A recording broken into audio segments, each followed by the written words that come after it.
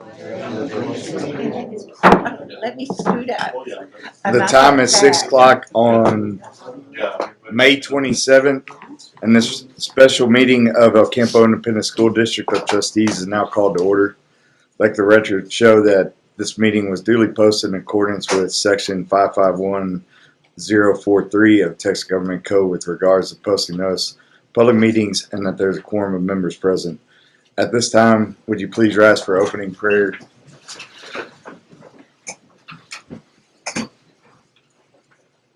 God, thanks for allowing us all to get together today to address a couple of items here in the special call meeting. Just allow us to make the correct decisions in everything we do, and appreciate everything that you have allowed for us throughout the day and our lives. So thanks again for bringing us here. Amen. Amen. I pledge allegiance to the flag of the United States of America and to the republic for which it stands, one nation under God, indivisible, with liberty and justice for all.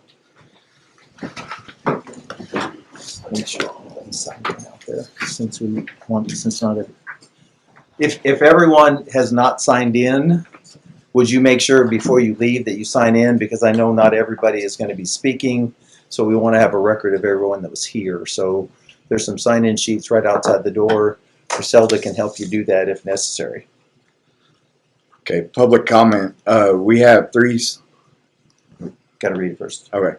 At regular meetings, the board shall allot 15 minutes to hear persons who desire to make comment to the board that are not related to items on the agenda on the night of regular meeting. Persons wishing to participate in this portion of the meeting shall sign up before the meeting begins and shall indicate the topic. Delegations of more than 5 persons shall appoint one person to present their views before the board. No presentation shall exceed 5 minutes in time. On another note, because these are not on the agenda, we will listen, but we can't respond to any comment.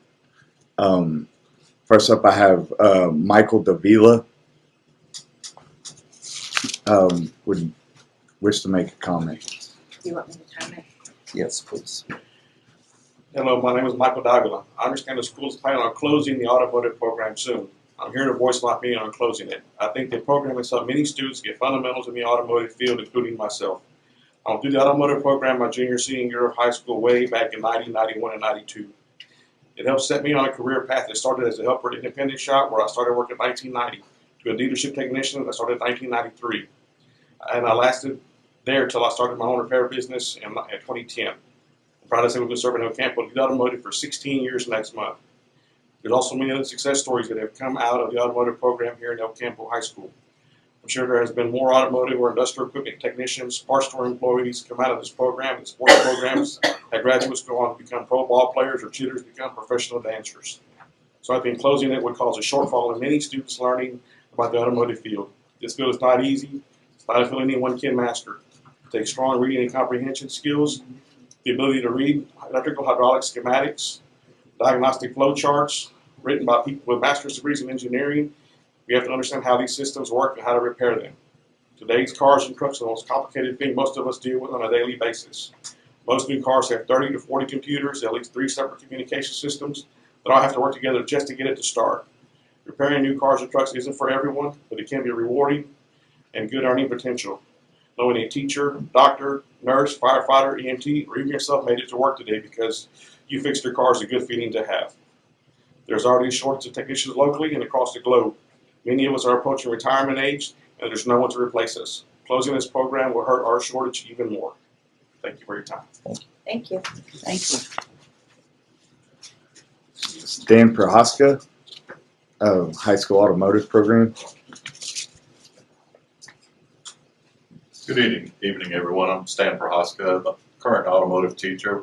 I am a lifelong El Campo resident. I'm a Rice Bird. I graduated from here in '83, so I have ties to the community and everything. Before I became the automotive teacher, I was a automotive technician for over 35 years at various places here in El Campo.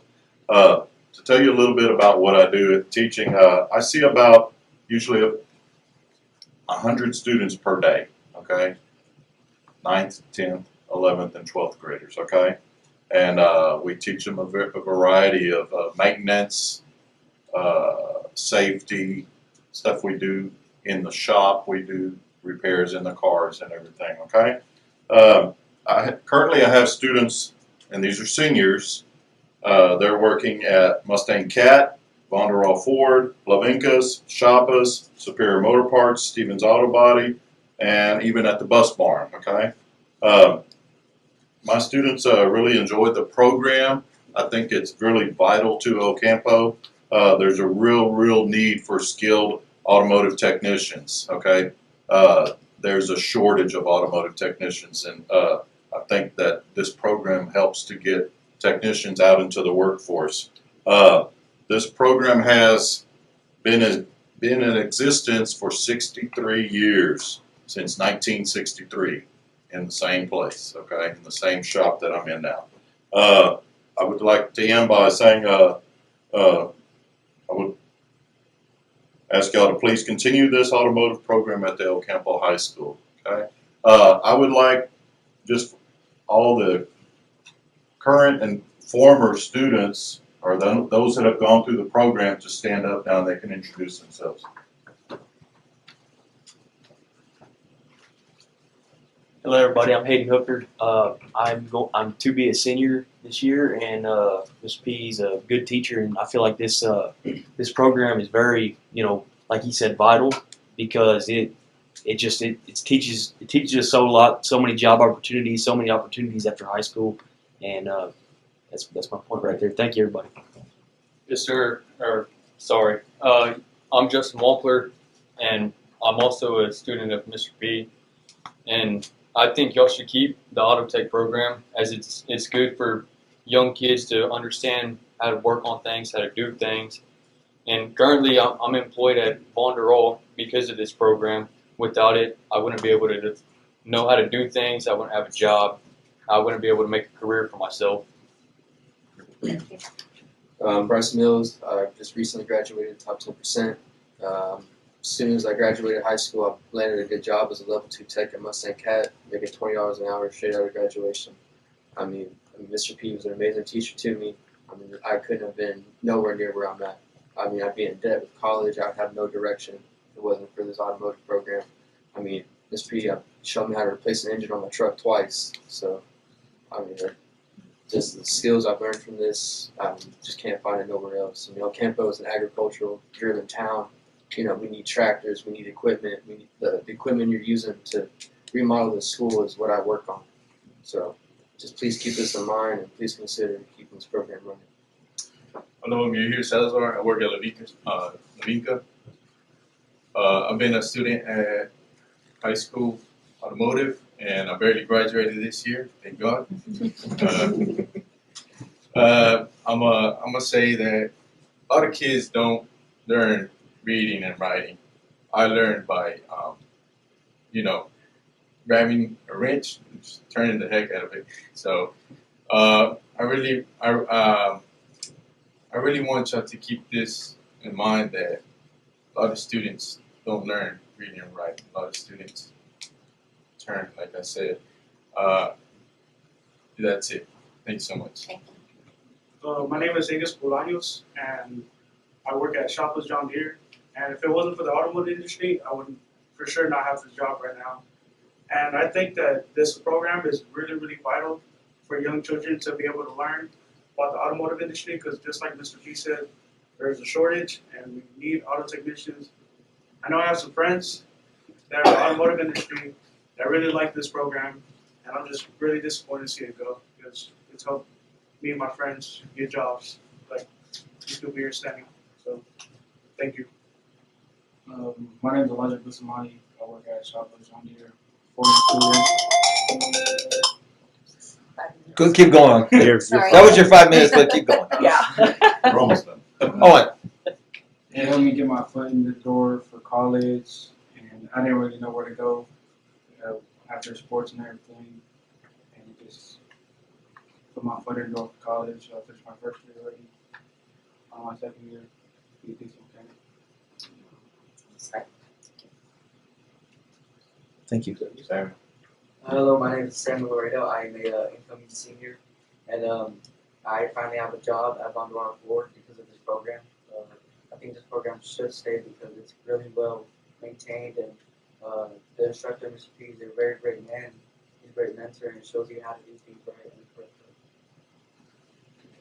Thank you. Galen Mills. I started out in the program in high school, ended up working for Bondurant Ford for 20 plus years, went on to open my own business with Mike, and we have a lot of trouble finding technicians. And if they're not introduced to it in high school, where are they going to be introduced to it? They need a chance to see what's going on. Because you get out of high school and try to go to work for us or any of these other shops, it's going to be hard. They need to have some knowledge before they come to work in a shop, and this program gives them that. I said my piece a while ago. We got everybody? I'd like to say a few words real quick here. I was, Frank Canales. I'm the service manager at Don Davis, and I'm a product of y'all's school as well, an automotive program. Put it simply, automotive was my plan B that became my plan A.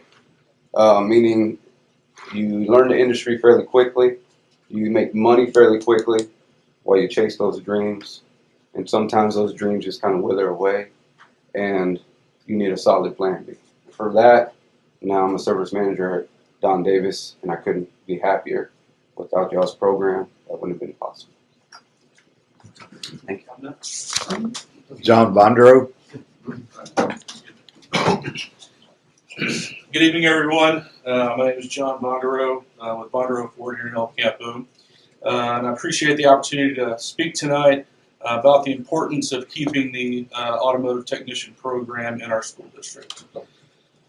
For many people, an automotive program may just look like another elective. For communities like ours, it's more than that. It's a direct pathway to skilled careers, financial stability, and keeping talented young people right here in El Campo. As a local dealership, we're facing the same challenges happening across the entire country. Severe shortage of qualified technicians. As Mike said, modern vehicles are incredibly advanced. Today's technology and technicians work with electrical systems, diagnostics, software, hybrid technology, complex engineering. These are high-skilled, high-demand careers that cannot be outsourced. Programs like this create the first spark of interest for students who may not see themselves following a traditional four-year college program. It gives them hands-on experience, confidence, and direction, especially like was mentioned. You know, some of these guys may not excel in English and math and all of the traditional things, but they learn great hands-on in it. When they gain that experience and get in that environment and have success, it creates confidence and competence and gives them self-worth that drives them to go on and have great careers. This program also creates a direct pipeline for us to San Jacinto through the ASSET program, one of the best automotive training programs in the country. Students continue their education while working in the dealership and gaining, high skill level certifications.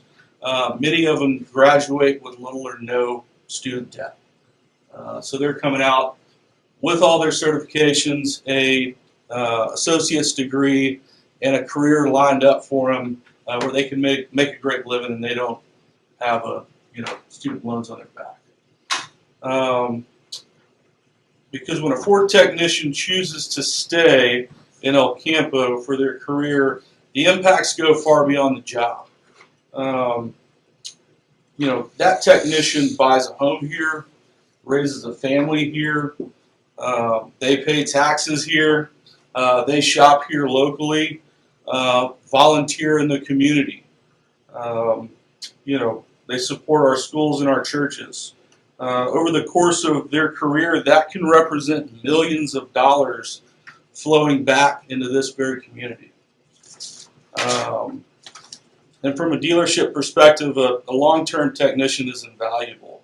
A great technician can support thousands of customers over their career, help keep local businesses operating, supports farmers, ranchers during critical seasons, and then mentor the next generation coming up as well. But none of that starts without early exposure. If we remove programs like this, we're not just cutting a class, we're cutting off opportunity. We're removing a pathway that serves students who learn different, think different, and thrive with hands-on education. I truly believe that investing in career technology education is investing in the future of El Campo. Thank you for your time. Respectfully ask you to continue to support the automotive technician program that benefits our students, our local businesses, and our entire community. Thank you. Thank you. Thank you. Thank you all. All right. That moves us to the, I guess we don't have a consent agenda today? No consent agenda. No consent agenda. So that moves us through discussion and action items.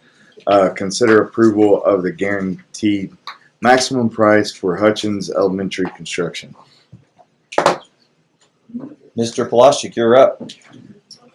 Now, we would love everyone to stay and hear this, but we understand there's two things I want to make sure that happen before any of you think about leaving. Number one, make sure you sign in so we know everybody was here. A good place to contact you. The second thing I would share with you is that we're about ready to go into a presentation about Hutchins Elementary and the construction project. And so you're more than welcome to sit and listen to it, or you can find your way out.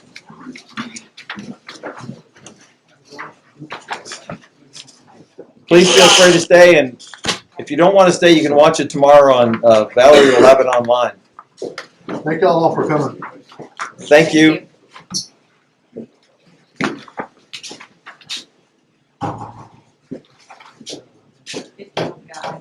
You have everybody's. Just make sure you. Didn't see you over there. That's quite a bit. You blend in the wall. You can use the back. I do it. So before Greg starts, I just would like to draw attention to everyone. I'm going to shut this off and turn it back on. So let me kind of turn this sideways. So what you have in front of you are all of the items that have been determined through many multiple meetings. We've got on this first table are the floor samples for carpet and the luxury vinyl tile. On the second table are the things like the ceilings, the window shades, coverings. On the far left side of the table, our right, as we're looking at it, are the tiles that will go into like the bathrooms. And the middle section with the colors are the materials that would be used for the hanging birds in the library. The front table, and I'm going to leave those out there because there's on the far right as we're looking at them are some tiles for acoustics, and one of them's got a pattern in it. The next set over is products that will be used in the front entrance area. You can see the red and the white. There's some ricebird grass inside of a laminate. Then there's baffles, and then what's it called? Wilson Art laminate, P-lam that goes. The next one is all the hard surfaces, countertops. The next one over is the athletic flooring and the vinyl that goes in the gymnasium. And the far left are some more accent colors. So if you'll look, you'll see them all up here. Now you have a chance to look at them out there. And they go in this building, and this is what is being constructed right now, Greg has the entire basic select fill in place. We're waiting for tonight to do things like the plumber, etc., that would allow then the next stage, which will be the concrete. That's a good view of the front office as you come in, and you can see like right there is the ricebird grass, the rice grass. There's more wall colorings. You can see the carpet that's on the floor. Those again are more of the same type of samples. That's the library. This over here is that piece right there. So you can see that's the library. There it is from another view. More of the same samples, how those two carpets blend in the hallway. More of it where it will go. There's the gymnasium, but that's just a schematic of what it'll look like. We'll have those different coverings on the floor. And questions anybody might have about that? Did we ask the teachers what they? This has been through, Kathy, we've been through. Just check. This is, you're more than welcome to, but we went through like teachers, everybody's had an input, the principals, we felt like we gave them so much that we ended up having to go back and, like just so everyone in this room is clear, I want to start off with by telling everybody, the bond was for a 41,000 square foot building at $25 million. I'm just going to throw out a number, and Greg will give you the exact numbers. We ended up, after going to all the teachers, with a 54,000 square foot building. And we came in at pretty much the same price. So I want everybody to recognize this came from lots of people. So we increased the size. I know it's a good question, but yes, I do feel like we went head over heels asking for people's input. And I think that Greg probably felt a little bit of the stress because we increased the size of the building by 13,000 square feet. Big difference. And when you're talking about construction costs, he had to find ways to come up and do it within budget. Good job. Thank you. Stay there. Leave it to teachers to change things. Yeah. Okay. As a former teacher, where are you gonna put this carpet? Front office. Okay. Okay. We used to have carpet in our rooms. Nope. No. We've got, at this point, Kathy, let me tell you, everybody at the table, there's no going back and changing things. This was vetted by all the teachers. Okay. And we're not changing, we've got a guaranteed maximum price Right there. with everything you see on the table. All right. Cool. And there is no takebacks. Like at the front office, like right here where it says Hutchins ES, Ricebirds, El Campo ISD, that's just, are we gonna have the ES? Like I assume that stands for elementary school? Is that? Those are all things that are still. That's flexible. Okay. Because it took me a minute. I kept trying to figure that out when he had that up there, Hutchins. It's non-negotiable. We're not changing. Well, that kind of stuff we just Okay. That just that kind of threw me. Anyway. Okay. It's called Hutchins. Sorry, Greg. I just want to make sure they saw the whole package before we. We're good. Basically, what we did was on May the 19th, we took proposals for package 2, which consisted of everything after the foundation.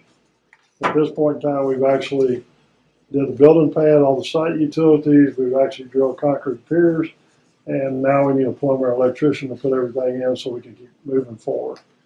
So on May the 19th, we received quite a few proposals, and we've actually been going over those for the past week and a half, contacting different people, trying to get the price as tight as we could. And I feel pretty good about it because in the end result, I'm not gonna go through all this. I'm just gonna tell you to go to page 8, which will actually give you the grand total for this package. $15,434,017. That puts us with package 1 and package 2 slightly over what the OPC was when we did it way back in October of last year. We still have some VE items that we're working on. I think we may be able to save another $250,000, which would be put back in the owner's contingency. That money can then be, if it's left over at the end of the job, that basically the owner doesn't want to do anything to spend that money while the job is going on, we'll credit that money back to them. So basically it's dollars that the district can use however they need to. But this package, along with the first one, is right around 18.5, and we were originally thinking we were going to be around 18. So we've got a 14,000 square foot building that is, I feel like it's done at a great price. I think we've got a lot of good finishes in it. I think the school district and y'all should all be proud of what y'all have done to this point. I feel like the teachers are going to be very happy with it. And like Bob said, everybody had their input. We probably had 10 meetings about this kind of stuff. So I guess tonight I would actually ask y'all to approve the second one so we can keep moving forward. We started out at what square footage and we ended where? 41,000 when we did the original, or when y'all did the bond. We ended up at 54.4. Okay. Where were the add-ons? I assume it's probably in just size of classroom. Generally, that's how it came out when Park Hill drew it. Well, I can give you, because I have not missed a meeting, so I've been in every one of them. I can tell you where the size came from. The size came from additions of 3 science classrooms, additions of flex classrooms, so that somewhere down the road, if we had to have growth in population, we had places to go. So we went from the original 12 classrooms per grade level to, I think we ended up with close to 30 classrooms throughout. Okay. We increased the size of some of the high needs life skills rooms, the behavior rooms. We increased the size of some of the office spaces areas, teacher's lounge, just several things. So we essentially increased it 30% in size. Yes. What came in cheaper than what we thought was going to come in, considering that we had 30%? I think it's the way we work the numbers. I feel pretty good that that's us being a business and we've got a loyal following, so to speak. And just like we went back out, we got numbers that were higher than what we ended up with, but at the same time, I think that's the benefit of doing numbers up front. When we did them back in October of last year, I can go back to them same people that did those numbers and I can say, hey, your budget was X, why are you at this? Was that, the budget was 41, or was that based on 54? The budget when we did the OPC was actually on 54. Okay. Oh yes, that's right. So were we way under cost when we did the original Park Hill did it, when they did the budget for the bond and had 41, their price per square foot was probably 30% higher than what we brought it in for. Okay. That's the difference. Gotcha. And I will say this about the entire project. There were things in Greg's bid that we are going to value engineer out. So we think we're going to end up becoming much closer to our original OPC. But I need everybody in this room to recognize things have changed since November. Right. Number one, we're in war with probably the largest oil producing nation in the world. And so gas prices have gone up. Tariffs have been increasing. There are lots of things going on that have made this a volatile situation. And so I think that Greg's done a very good job, and so has Park Hill at trying to come through. I can kind of see where James is coming from regarding that we increased the size of the building by 30%, but we knew that when we went out for OPC in November.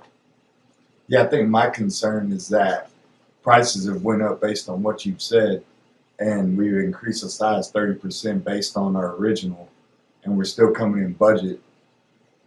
Well, I just want to make sure that we're not, and I mean, I know y'all went through this with a fine comb, but it's just like that. Well, I'll tell you this, Numbers Russ. wise, makes me a little nervous that we added that much and the costs went up 10 to 15% on some things, and we're still in budget, which is great. But numbers wise, that makes me a little. The only way I can attribute that, James, is Park Hill basically set that budget. Right. I had nothing to do with it. Yeah. When I saw the numbers, the original numbers, what they were carrying per square foot, I said, that's not even close. Right. So, I mean, it's good that they had that in there because you were able to do what you did. Right. Increase the size of the building. But $300 something a square foot compared to 400, almost 500, that's Yeah. not logical. But, you know, when you build a school maybe in Dallas or Houston or something, it's probably going to cost you a lot more than it does here in El Campo. Sure.